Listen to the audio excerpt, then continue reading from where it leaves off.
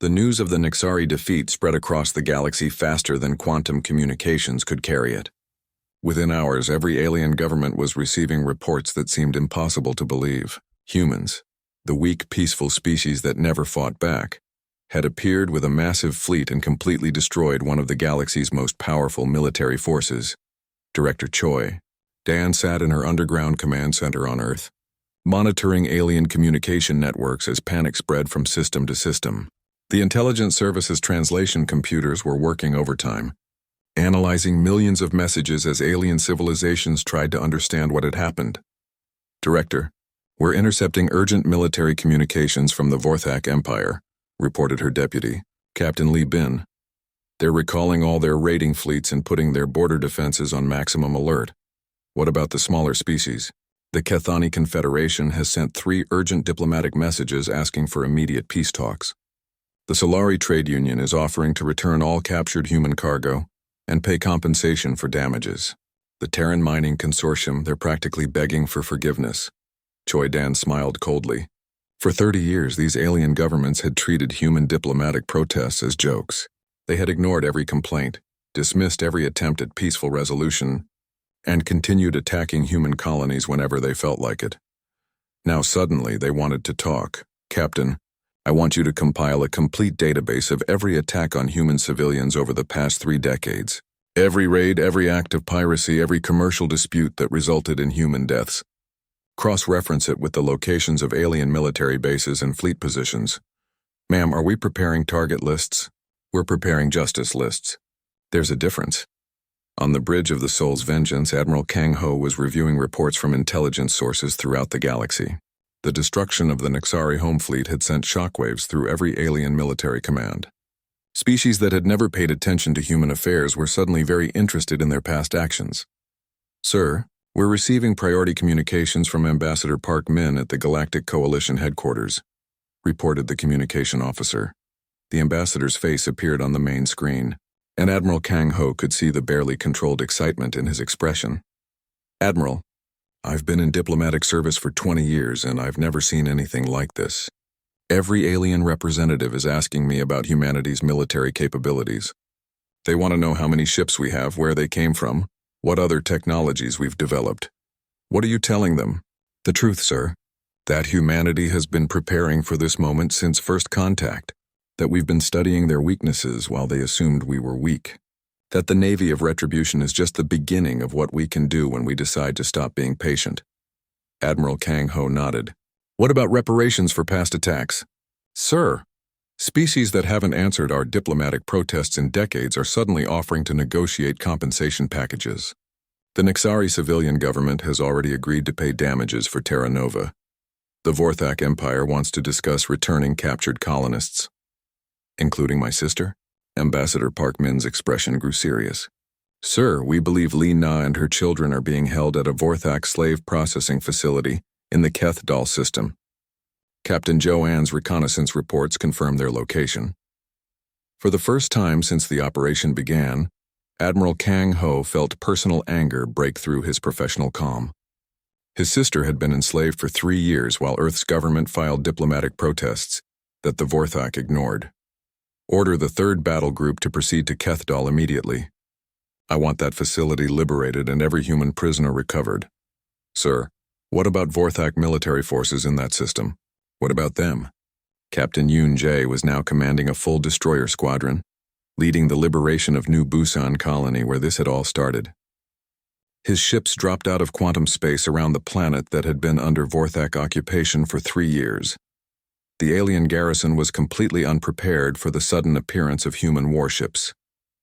The Vorthak had heard about the Nixari defeat, but they hadn't believed the reports were accurate.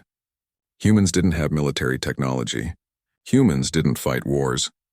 The Vorthak base commander sent a threatening message demanding that the human ships leave immediately. Captain Yoon Jae responded by destroying the orbital weapons platforms with a single salvo from his flagship's main guns. Attention, Vorthak forces. This is Captain Yoon Jae of the Human Navy. You have been occupying our colony for 3 years. You have enslaved our people and stolen our resources. This ends today. The liberation of New Busan took less than 2 hours. The Vorthak ground forces surrendered rather than face orbital bombardment. 3,000 human colonists who had been used as slave labor were freed and transported to safety. Among them was Li Na, Admiral Kang Ho's sister. The reunion was broadcast across human space and intercepted by alien intelligence services throughout the galaxy. Admiral Kang Ho, the professional military officer who had destroyed the Nexari fleet with cold efficiency, broke down in tears when he saw his sister and her children alive.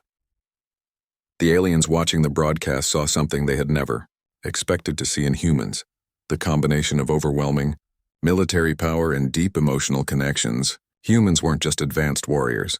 They were advanced warriors who fought for personal reasons, for family, for justice. That made them infinitely more dangerous than any purely military threat. Commander Li Bin was coordinating liberation missions across a dozen systems simultaneously. Human task forces were hitting Vorthak slave facilities, Nexari supply bases, and pirate havens that had been attacking human shipping for decades. Admiral, the Cathani Confederation has agreed to our demands for reparations. They're releasing all captured human personnel and paying compensation equivalent to 5 years of colonial output. What about the Solari? They've surrendered 3 of their trade commanders who were involved in attacks on human cargo vessels. They're also providing intelligence on other species who have been targeting our shipping. Dr. Beijun was analyzing data from the completed operations. Sir, we've eliminated hostile military capability in 12 systems without a single human casualty. Our technological advantages are even greater than we projected. What about alien casualties? Minimal, sir. Our precision weapons allowed us to target military installations while protecting civilian populations. Total alien military personnel lost approximately 12,000. Total alien civilians harmed, 0. Admiral Kang Ho studied the reports. In less than a week, the Navy of Retribution had accomplished what 30 years of diplomacy had failed to achieve. Human colonies were safe. Human prisoners were free. Human cargo ships could travel without fear of attack. But the most important achievement was respect. Captain Joanne reported in from her stealth reconnaissance mission to the Galactic Coalition headquarters. Sir, the alien diplomats are completely terrified. They're holding emergency sessions about humanity's sudden military emergence. Several species are proposing immediate peace treaties with Earth. Any resistance? Sir, there are still some species who think this was a lucky strike. The Zilani Empire is convinced that we used up our entire military capability in these attacks. They're planning their own assault on human space. Admiral Kang Ho looked at his tactical display showing the positions of the remaining Navy of Retribution fleets. The Zilani had no idea what they were planning to face. Captain Joanne, I want complete intelligence on Zilani military positions. If they want to test human resolve, they'll get a demonstration they'll never forget. The galaxy was learning a new lesson about humanity. For 30 years, aliens had seen human patience and assumed it meant weakness. They had interpreted human diplomacy as fear. They had mistaken human restraint for inability to fight. They were discovering that humans had been learning, preparing, and building, while everyone else was comfortable with the status quo. The Navy of Retribution wasn't just superior in technology. It was superior in intelligence, planning, and most importantly, moral clarity. Humans knew the difference between justice and revenge. They protected civilians while eliminating military threats. They offered mercy to those who surrendered while showing no quarter to those who continued attacking innocents. The aliens who had spent decades preying on human colonies were facing a terrible realization. Humanity hadn't been weak. Humanity had been waiting. And now that the waiting was over, the galaxy would never be the same. The Nexari home system had never been attacked in over 400 years.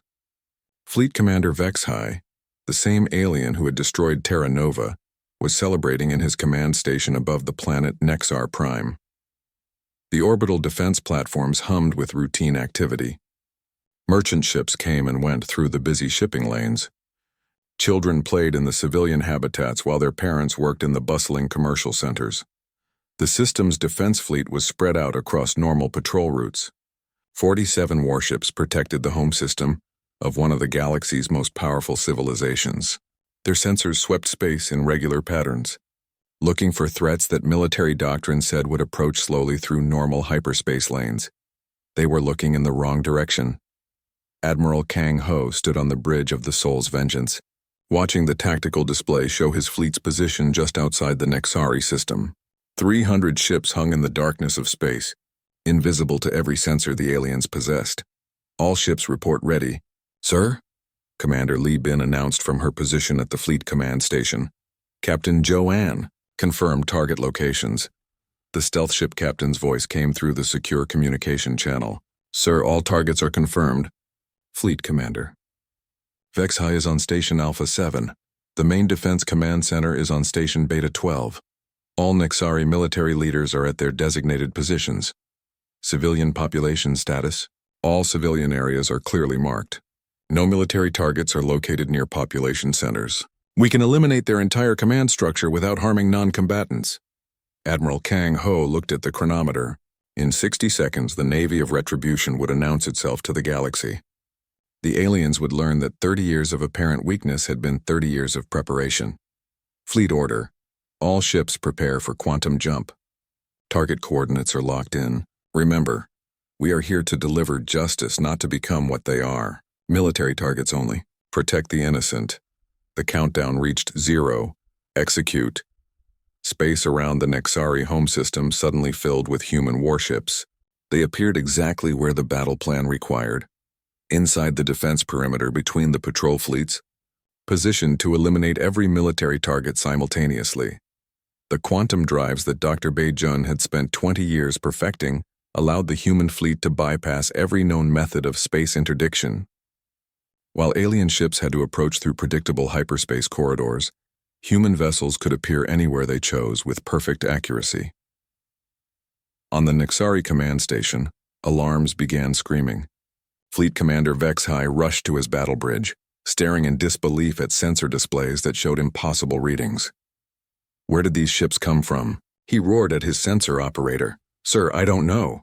They just appeared. Sensors show 300 vessels of unknown configuration. The computer can't identify their class or origin.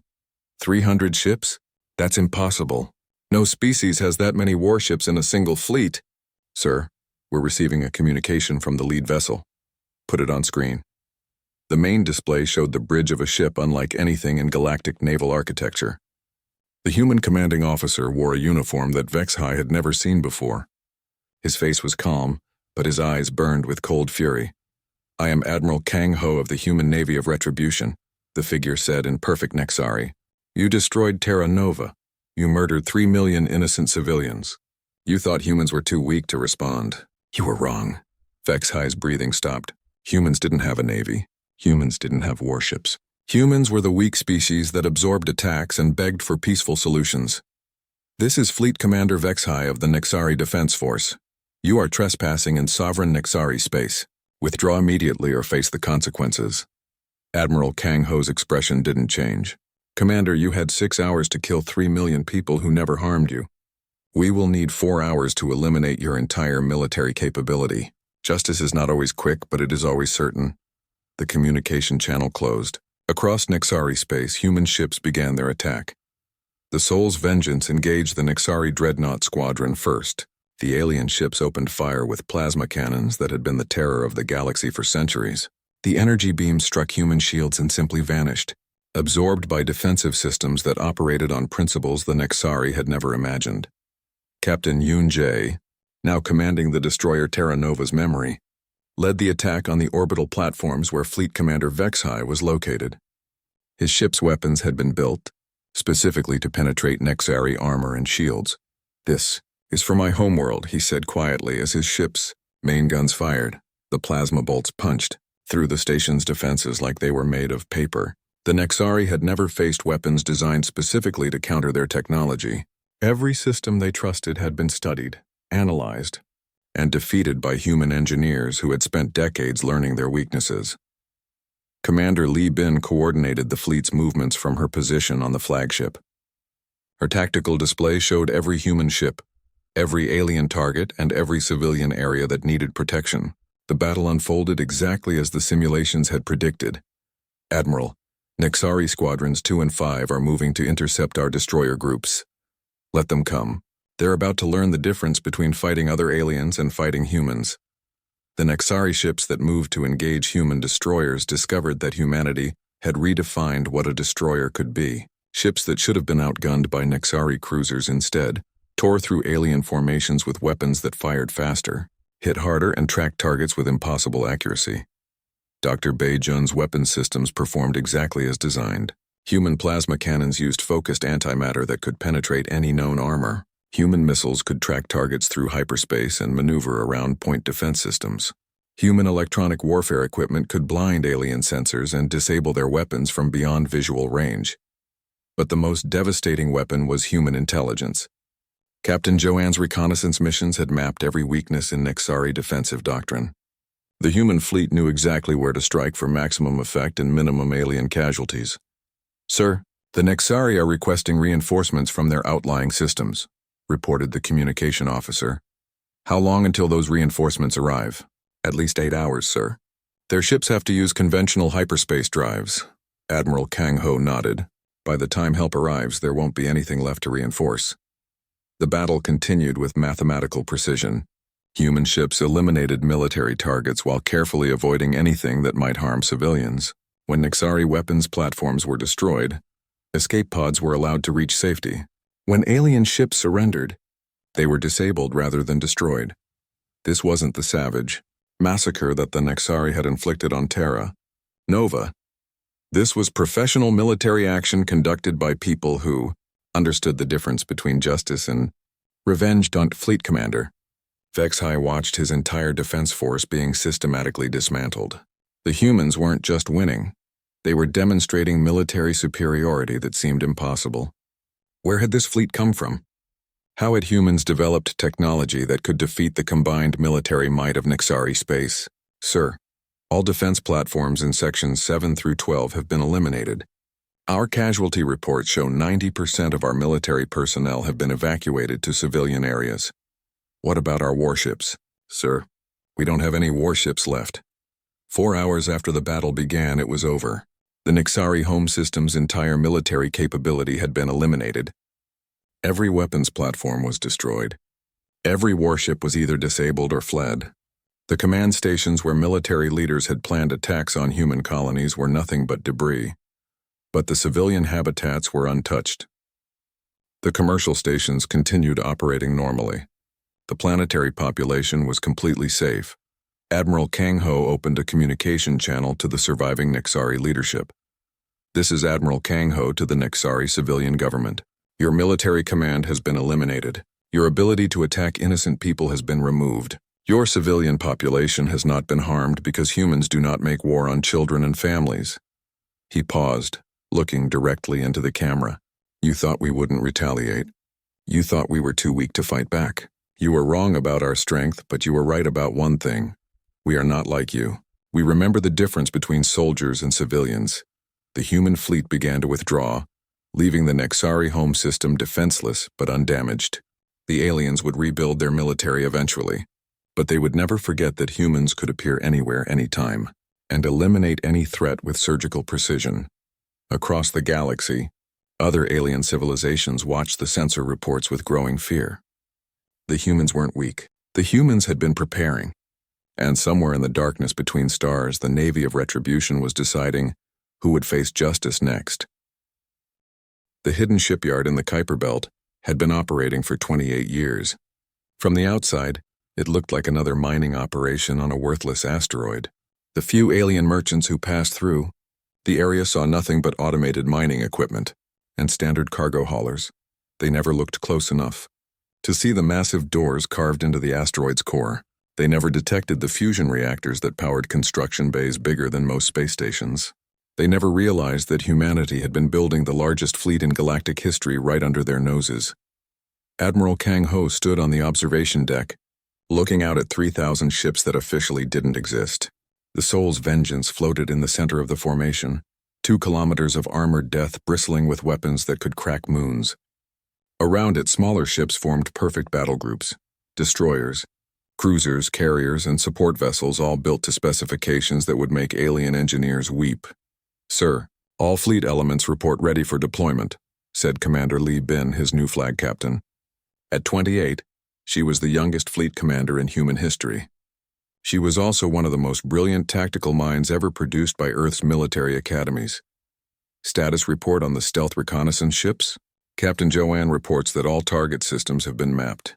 We have complete intelligence on Nexari fleet positions, base locations, and defensive arrangements. They have no idea we're coming." Admiral Kang Ho nodded. Captain Joanne had been running secret missions for 15 years, mapping alien military installations while flying ships that didn't appear on any sensors. Her crews were ghosts who could slip past any detection system the galaxy had ever built. Dr. Beijun approached from the technical section. "Admiral, I wanted to brief you personally on our capabilities before you engage the enemy." "Go ahead, Doctor." "Our quantum drives can jump 3 times further than anything in the galaxy." "We can bypass interdiction fields, jump through gravity wells, and arrive exactly where we want to be, with pinpoint accuracy. Our plasma cannons use focused antimatter that can punch through any known armor. Our missile systems track targets through hyperspace and can outrun any point defense system. And our defensive systems? Our shields can absorb the combined firepower of an entire alien battle fleet. Our armor is built from materials that don't exist in alien technology.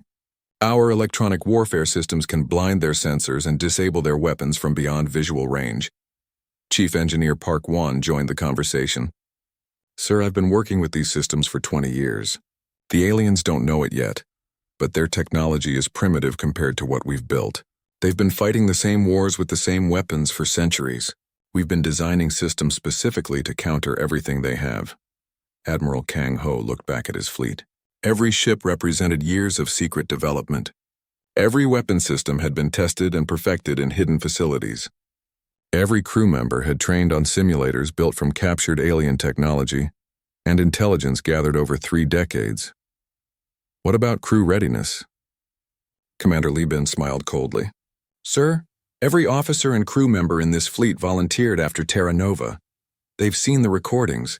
They know what the aliens did to 3 million innocent people. Morale has never been higher. The truth was that humanity had been preparing for this moment since first contact. While alien diplomats saw human patience as weakness, human leaders were studying every aspect of galactic civilization. Every trade mission brought back intelligence. Every diplomatic meeting revealed alien capabilities and limitations. Every peaceful interaction was actually a reconnaissance mission in disguise. Captain Joanne's stealth ships had mapped every major military installation in Nexari space. Her crews had infiltrated alien communication networks and stolen tactical databases. They knew the location of every Nexari ship, the strength of every defense, and the response time of every reserve fleet. "Captain Joanne, show us what we're facing at the Nexari home system," Admiral Kang Ho ordered. The holographic display lit up with a perfect 3-dimensional map of the Nexari capital system. Every ship, every station, every defense platform was marked with precise detail. "Sir, the Nexari have 47 warships defending their home system. 12 dreadnoughts, 20 cruisers, and 15 destroyer-class vessels.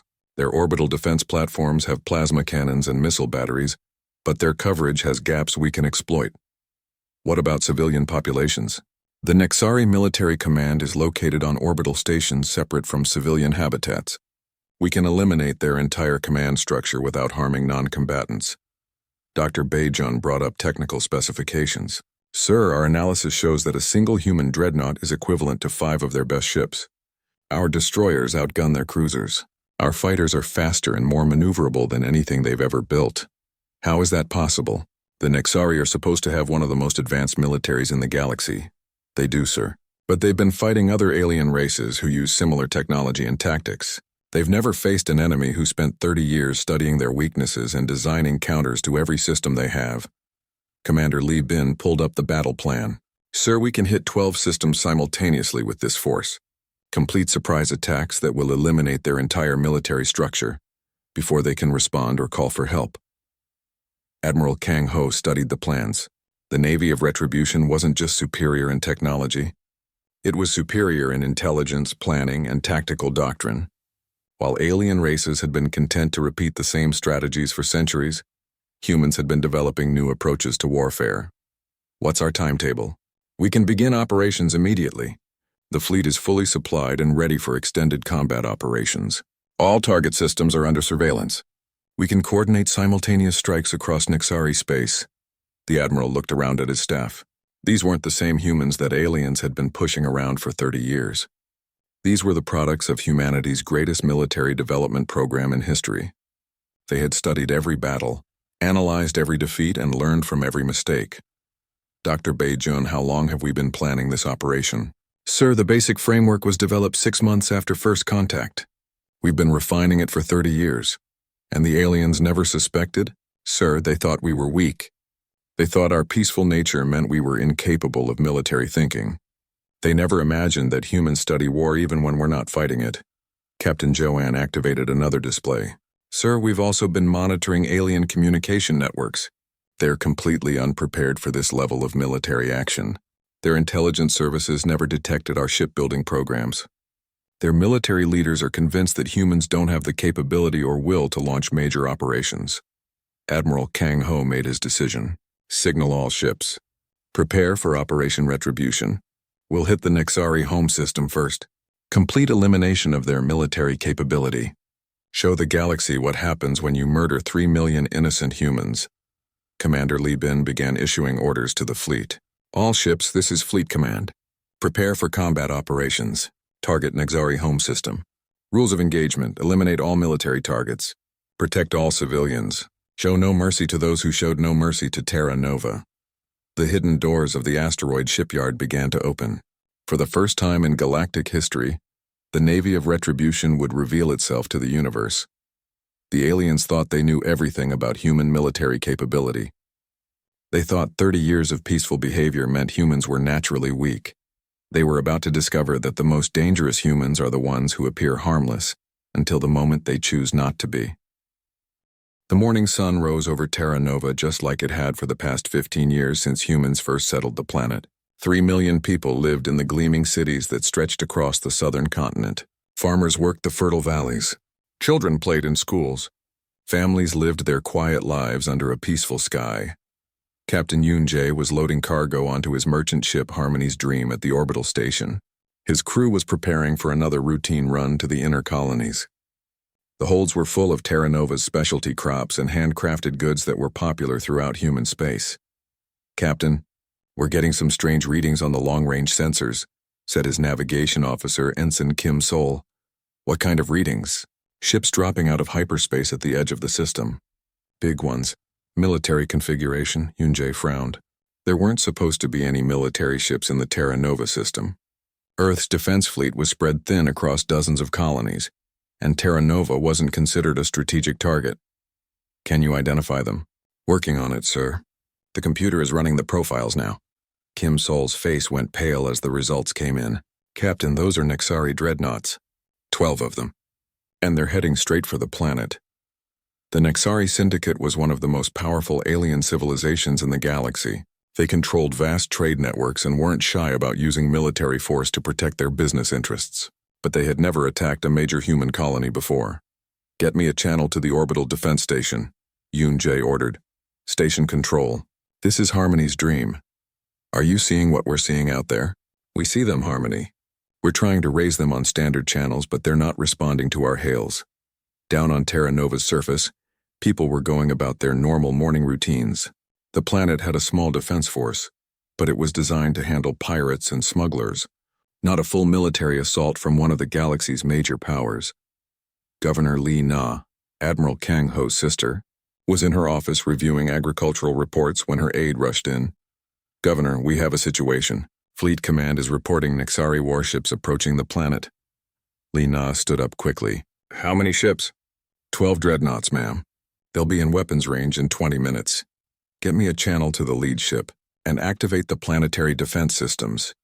The channel opened, but instead of negotiations, the Nexari commander delivered an ultimatum. His voice was cold and mechanical through the translator. Humans of Terra Nova, you have interfered with Nexari commercial operations for the last time. Your agricultural exports have undercut our prices in 17 systems. Your craftsmen have stolen contracts that rightfully belong to Nexari workers. This ends today. Commander, this is Governor Li Na. We're willing to discuss any trade disputes through normal diplomatic channels. There's no need for military action. The time for discussion is over. You have 10 minutes to evacuate your orbital facilities. After that, we will demonstrate what happens to species who challenge Nexari economic interests. The channel closed. Li Na immediately activated the emergency broadcast system.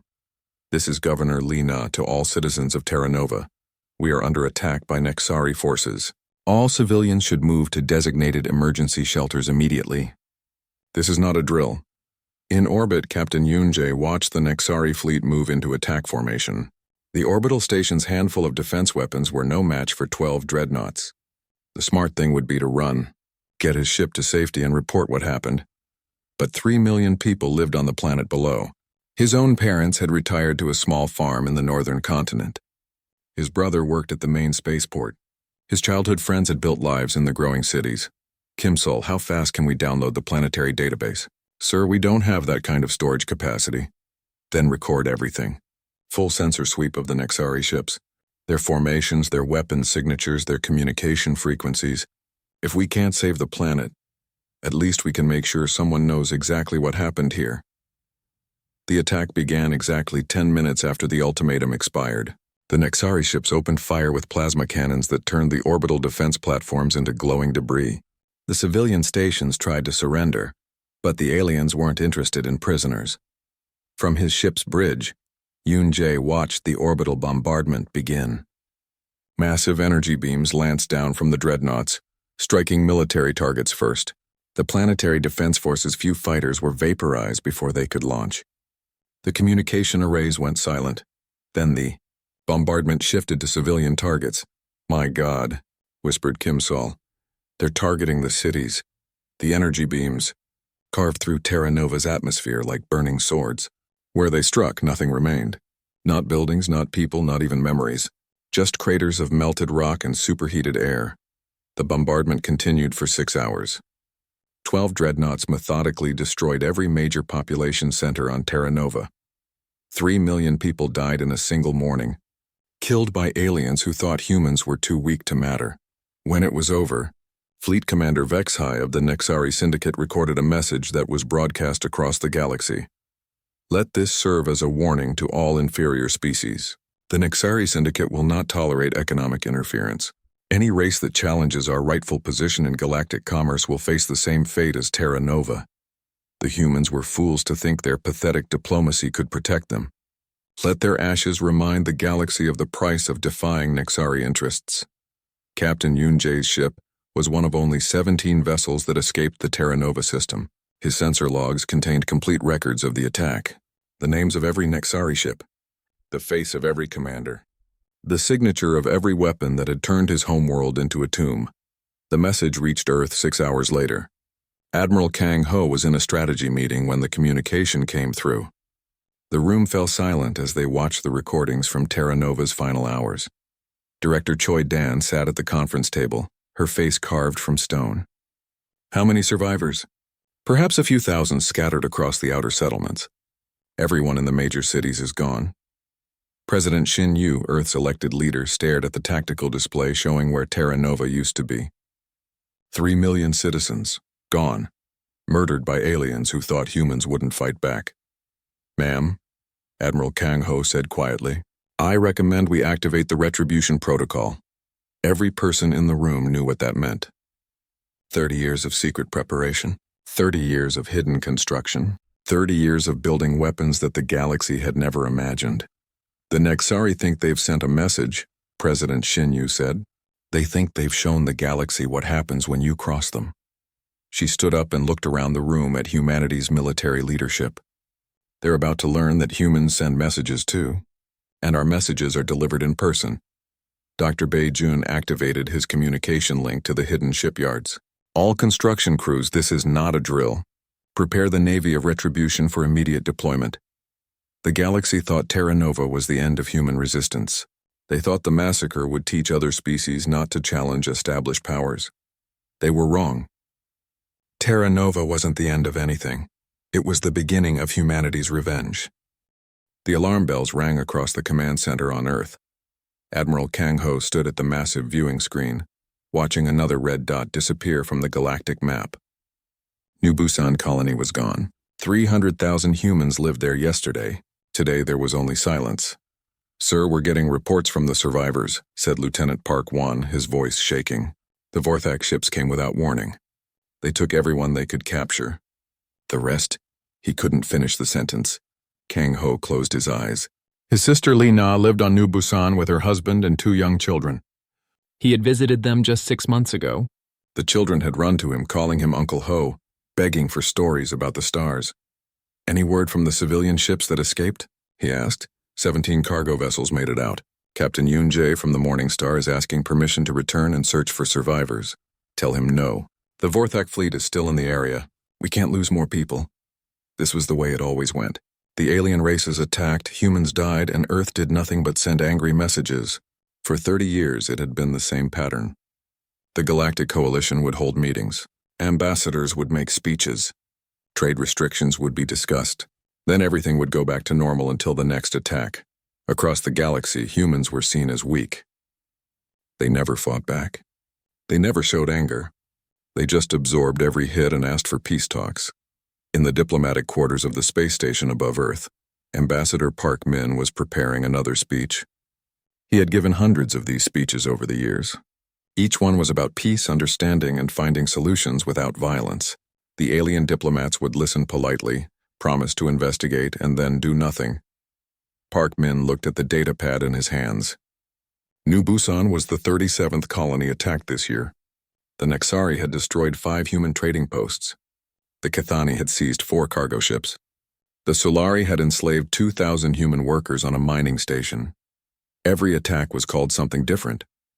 Border dispute. Commercial disagreement. Misunderstanding. The aliens had many words for hurting humans, but they never called it what it was, terrorism. "Ambassador, the Coalition Council is ready for your address," said his aide. Kim Sol. Park Min straightened his formal robes. "Tell me, Kim Sol, how many times have I given this same speech?" "Sir? How many times have I stood before the council and asked for justice that never comes?" Kim Sol looked uncomfortable.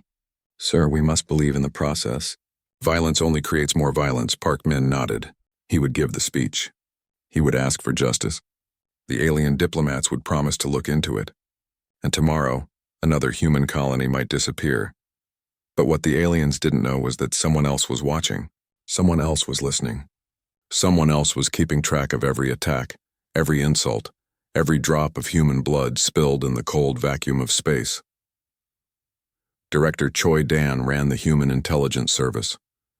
Her office was deep underground, in a bunker that didn't officially exist. The walls were covered with screens showing data from across the galaxy. Ship movements, communication intercepts, economic reports, military assessments, everything the human government needed to know about their neighbors. But Choi Dan's real work was different. For 30 years, she had been building the most complete intelligence database in galactic history. Every alien military base was mapped. Every ship design was analyzed. Every tactical doctrine was studied and understood. Her staff thought they were gathering defensive information. They believed they were helping Earth prepare for possible attacks. They didn't know that Choi Dan was building something else entirely, a target list. "Director, we have the final casualty report from New Busan," said her deputy, Captain Lee Bin. "Add it to the file," Choi Dan said without looking up from her work. "Ma'am, if I may ask, what exactly are we building here? This intelligence network is far beyond what we need for defense." Choi Dan finally looked up. Lee Bin was young, brilliant, and completely loyal. She was also one of the few people who might understand what was really happening. "Captain, what do you think the aliens see when they look at humanity? They see us as weak, passive, unable to defend ourselves. And what do you think they're wrong about?" Lee Bin thought carefully. "Everything? Exactly. They think we're weak because we don't fight back immediately. They don't understand that humans study. We learn, we prepare. They see our patience as fear. They don't realize we're just very, very good at waiting for the right moment."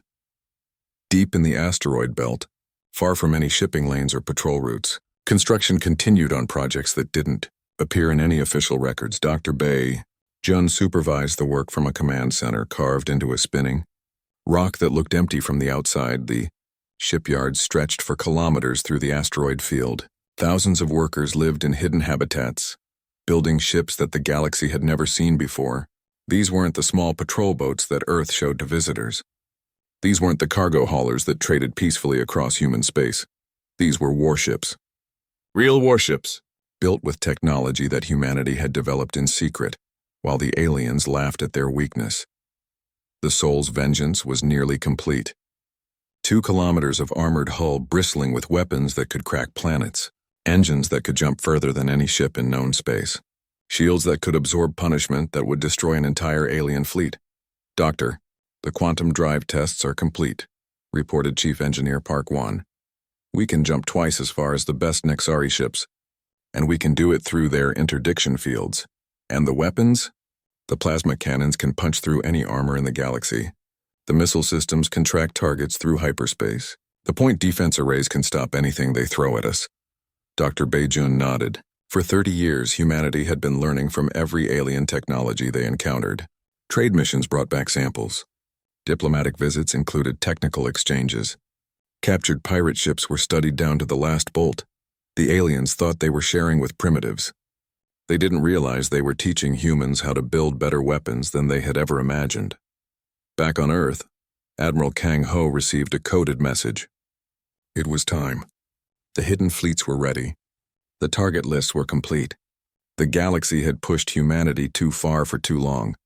He looked out at the stars where his sister had died, where hundreds of thousands of humans had been killed or enslaved while Earth did nothing but talk. The talking was about to stop. The aliens thought humanity wouldn't retaliate. They thought humans were too weak, too scared, too civilized to fight back properly. They were about to learn how wrong they were about everything.